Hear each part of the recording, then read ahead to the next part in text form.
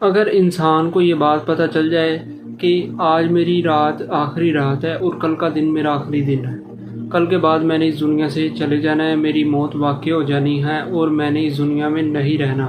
تو انسان اپنا ہر ضروری کام چھوڑ دے، ہر ضروری تعلق کو چھوڑ دے گا، ہر اپنا وہ تعلق جس کے بغیر وہ نہیں رہ سکتا یا جسے وہ نہیں چھوڑ سکتا، ہر اس تعلق کو وہ چھوڑ دے گا اور اپنے رب کی طرف متوجہ ہو جائے گا۔ کیوں؟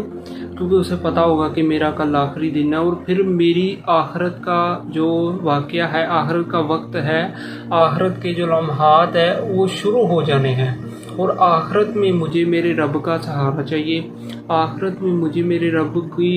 کے ساتھ چاہیے، دنیا کا مجھے کچھ بھی نہیں چاہیے، کیونکہ اس